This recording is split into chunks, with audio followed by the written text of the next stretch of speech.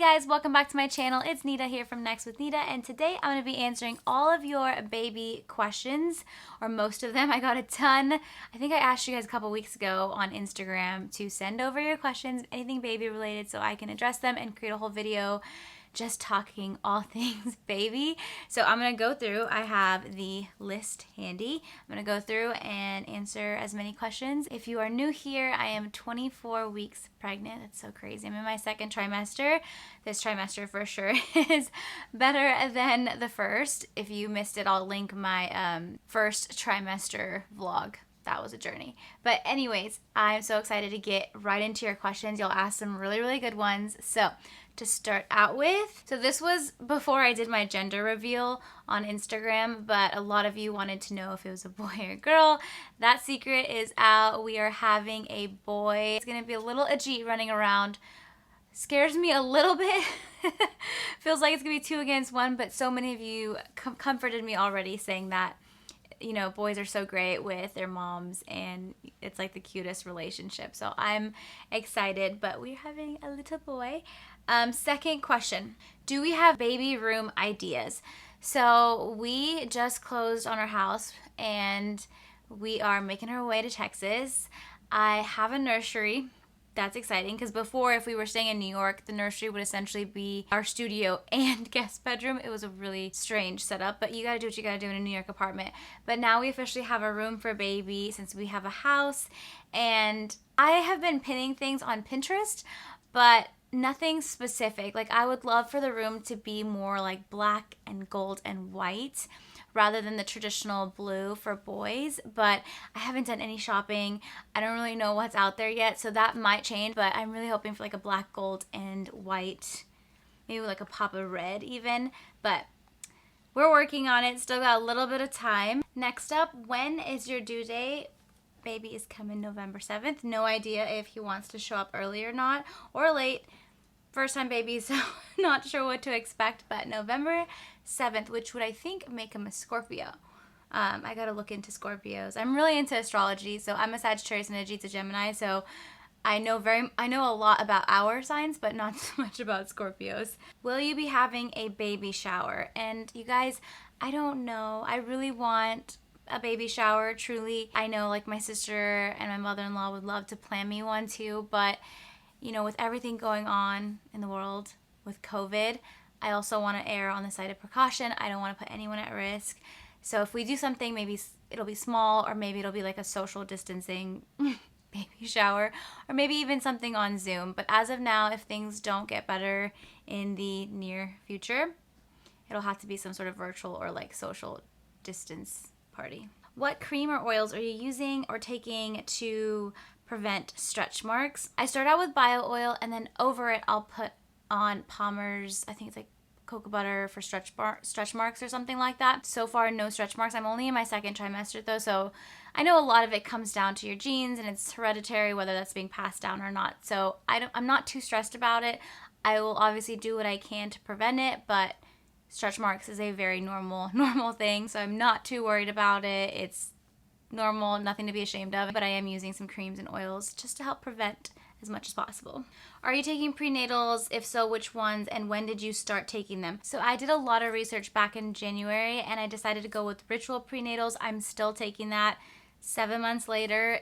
It's really great, honestly. It tastes like lemons. It has like a lemon essence to it, and I take 2 in the evenings along with just my vitamin D and baby aspirin. But I would, ask your doctor about what works best for you. I just did the initial research and I liked that it used a form of folic acid and it didn't make me nauseous, which I appreciate. Oh, and I guess it's like a 2-part question. So the second part is when I started taking them. It's recommend that you start taking prenatals, I think 3 months prior to trying, but for me, I started about a month before. Did we plan on having a baby? So that is actually...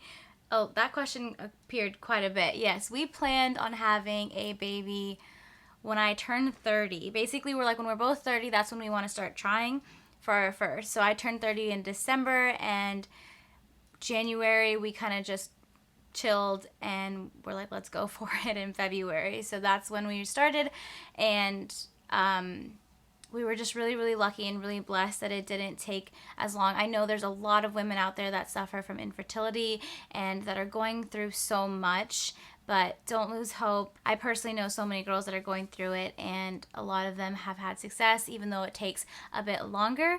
So just hang tight. Know that God has a plan for you. For us, it didn't take that much time, and we're really, really grateful for that. But if you are going through any sort of difficulty, just don't lose hope. Everyone's journey is so, so different. You just got to have trust and faith in the process and the plan that God has out for you. Have you started feeling kicks? Yes. I started feeling flutters, I would say, around like week 19-ish, maybe. And I think around week 21, I started visibly seeing kicks, but I could never get it on camera. I finally got a little kick on camera. It's definitely a really sweet feeling. Like, it's comforting knowing sometimes that like he's in there doing great, kicking and hanging out. So on days where I don't feel him, it's just normal to feel a little nervous, but I'm really grateful every time he kicks or punches or, whatever he's doing in there. I don't know. Do you still have any cravings or aversions being in your second trimester? In terms of cravings, I now crave lots of sweet things, so like ice cream. And it's interesting, like my cravings are more so what I see other people have too. So if I see someone share Taco Bell, Taco Bell. I could go for some Taco Bell tonight. But if I see someone like share something like that, I'm like, I want it. Even if it's frozen. It could be anything, like frozen yogurt. Oh, aversions. Let me go back to aversions real quick because I just thought of something. Salmon. I cannot eat salmon. I think one time during my first trimester might be TMI, but I did throw up after eating salmon, and that taste has stuck with me. I'm not even eating it, but I can taste it. And anyways, I cannot eat salmon, and which is a bummer because I know salmon is so good for you and I want to eat it, but it's so hard. It's so hard digesting it. Like anytime I try, it'll just come right out. What were your first signs of being pregnant? I would say the first 6 weeks, I really didn't have many symptoms other than my boobs were really tender and almost like swollen, and I was like, something is happening here. I didn't have any other symptom actually. Trying to think if there's anything else. No, it was just that. And then on week 7 is when my nausea kicked in and lasted all of first trimester. Has your diet changed?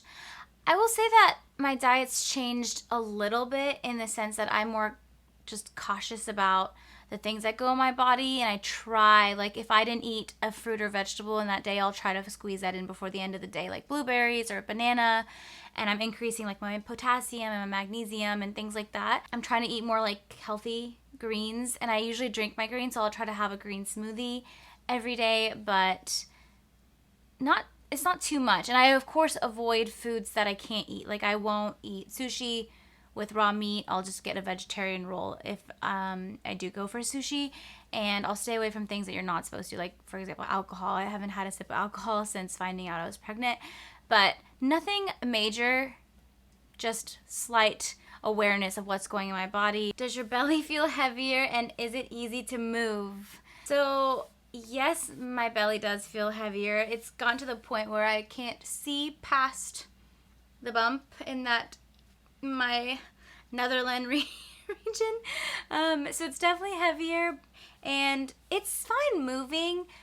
It's when I'm like laying on the couch like really comfortable, and I'm so far back that I needed Jeet's hand to pull me up, so he'll get me up. Right now we're still like keeping very active. I'm still up and at him doing walks, but I feel my body changing, that's for sure. I do feel heavier, and moving isn't as easy as it once was, but it's like minor shifting changes. Do we have baby names picked out? No, we cannot think of a name. So I actually had a ton of girl names picked out that I love so much. I don't know why I find girl names easier than boy names. We want to have a Indian name, but also like Indian American, so not super traditional, but unique and special to us, and that's been really, really hard to figure out. But we are thinking, still brainstorming. Were you super sick first trimester, and what did you do to help? Very, very sick my first trimester. I was sick from week 7 to I would say 15. I was always throwing up. And it was not just morning sickness, it was all day sickness. Nights were honestly sometimes even the worst. I would keep crackers next to my bed, but now the annoying thing is I don't really like crackers because it reminds me of first trimester. But I would keep crackers next to the bed. I bought Prego Pops. Is it Prego Pops or Preggy Pops? It's on Amazon. Those were okay. It just tasted like Jolly Ranchers. Didn't really help too much, but it was fun to eat. And I did buy ginger candy, which is also available on Amazon. I'll link the ones I got. That kind of helped a little bit. I ate a lot of salty stuff, and I know that's not ideal, but it helped. I could not eat anything sweet my first trimester because of how nauseous I was. But I did have a lot more salt, like pickles and saltine crackers and like ginger candy. The key is to eat little by little. Don't have 3 full big meals. Really, like the first thing you need to do when you wake up is munch on something, and munch on something again 2 hours later. You have to keep going. Coke also helped me a lot too. Just make sure you're eating snacks. Sometimes even brushing my teeth would make me vomit. So I would eat before I brushed my teeth. So there's like little things I did to tweak my morning routine, but yeah. How did you know when y'all were ready to start trying?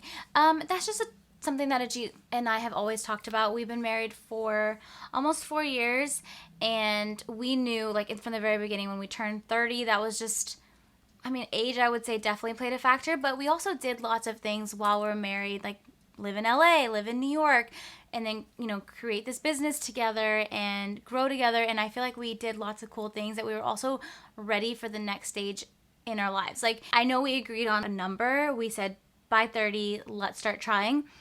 But believe me, if by 30 we weren't ready, both financially, as best as possible at least, and, mentally, I would have pushed that behind. I wasn't going to let, being 30 dictate my life. It was more so I just felt ready. Ajit felt ready. We were prepared for the next chapter in our lives. So set a goal.